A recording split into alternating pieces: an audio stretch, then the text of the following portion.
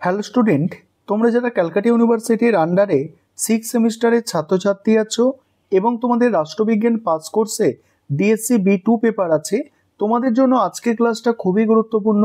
আজকের ক্লাসে তোমাদের 15 নম্বরের গুরুত্বপূর্ণ 4টি বড় প্রশ্নের উত্তর নিয়ে আলোচনা করব এবং যে 4টি প্রশ্নের উত্তর নিয়ে আলোচনা করব এই 4টি 2023 সালের প্রশ্ন।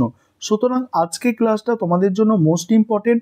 আশা রাখি আজকে ক্লাসটা দেখলে তোমরা দুটো 15 নম্বরের প্রশ্নেও কমন পাবে পরীক্ষায়, মডিউল 1 থেকে একটা, মডিউল 2 থেকে একটা, এবং সেক্ষেত্রে তোমাদের কিন্তু 30 নম্বর দুটো প্রশ্নের জন্য। তাই আজকের ক্লাসটা প্রথম থেকে শেষ পর্যন্ত দেখো। তোমরা অনেকেই বলেছিলে যে স্যার আমাদের ভিডিও দিন, উত্তরগুলো আমাদের করে দিন।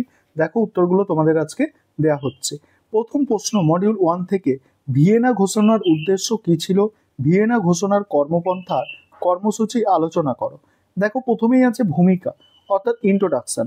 প্রথমেই তোমাদের ভূমিকা দিয়ে শুরু করতে হবে, তারপরে দেখে নাও, আমি স্ক্রল করে যাচ্ছি। তারপরে আছে ভিয়েনা ঘোষণার উদ্দেশ্য। কারণ 4টে প্রশ্ন একটা ভিডিওর মধ্যে ব্যাখ্যা করা কিন্তু সম্ভব নয়। উদ্দেশ্যর মধ্যে আছে দেখো সর্বজনীন মানবাধিকার প্রতিষ্ঠা, জাতীয় ও আন্তর্জাতিক পর্যায়ে মানবাধিকার সুরক্ষা জোরদার করা।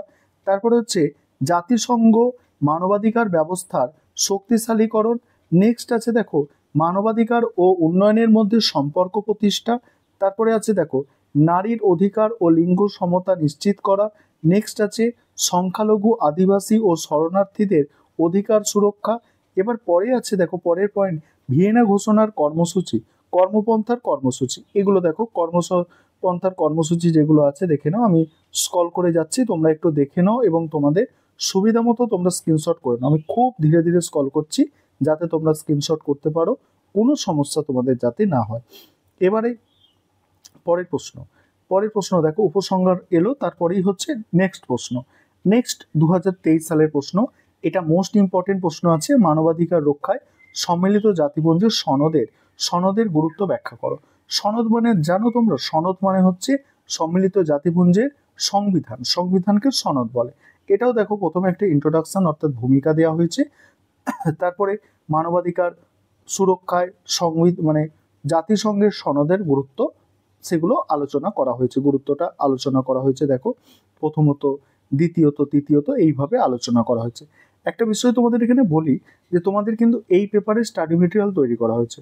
তোমরা যারা স্টাডি মেটেরিয়াল পারচেস করতে চাইছো তোমরা স্ক্রিনে দেওয়া নম্বরে যোগাযোগ করতে পারো স্টাডি মেটেরিয়াল পারচেস করার জন্য। দেখে নাও তোমরা, উপসংহার দিয়ে এটা শেষ করা হয়েছে। এটা গেল মডিউল 1-এর দুটো প্রশ্নের উত্তর। এবার মডিউল 2 থেকে দেখো, মডিউল 2 থেকে তোমাদের দেখাই। মডিউল 2 থেকে দেখাবো, দেখো যেগুলো 23 সালের আছে। দেখো মডিউল 2 এ আছে দেখো 23 সালের প্রশ্ন যেটা আছে দেখো, যে ভারতে জাতীয় মানবাধিকার কমিশনের গঠন ও কার্যাবলী। এখানেও প্রথমে ইন্ট্রোডাকশন অর্থাৎ ভূমিকা দিয়ে শুরু হয়েছে। তারপরে আছে দেখো, তারপরে জাতীয় মানবাধিকার কমিশনের গঠনটা এখানে করা হয়েছে। তারপরে কমিশনের প্রধান কাঠামো অর্থাৎ চেয়ারপারসন আছে, সদস্যগণ, এক্স অফিসার এরা আছে, এবং তারপরে হচ্ছে কার্যাবলী। এইভাবে আলোচনা করা হয়েছে। ঠিক আছে, এইভাবে পুরো নোটসটা আলোচনা করা হয়েছে। দেখে নাও সম্পূর্ণ উত্তরটা তোমরা দেখো, সীমাবদ্ধতা আছে তার, এবং তারপরে উপসংহার দিয়ে শেষ। ঠিক আছে, এবারে দেখো পরের প্রশ্ন আছে ভারতীয় সমাজে শিশুদের মানবাধিকার লঙ্ঘনের সমস্যাগুলি উল্লেখ করো। এটাও 2023 সালের প্রশ্ন। দেখে নাও এর অ্যান্সারটা তোমরা দেখো। প্রথমে ভূমিকা আছে, তারপরে মানবাধিকার লঙ্ঘনের প্রধান সমস্যা। দেখো অ্যান্সারটা, সম্পূর্ণ অ্যান্সারটা তোমরা দেখে নাও। দেখো এইভাবে অ্যান্সারটা রেডি করা হয়েছে, দেখতেই পাচ্ছ তোমরা। দেখে নাও সম্পূর্ণ অ্যান্সারটা তোমরা দেখে নাও।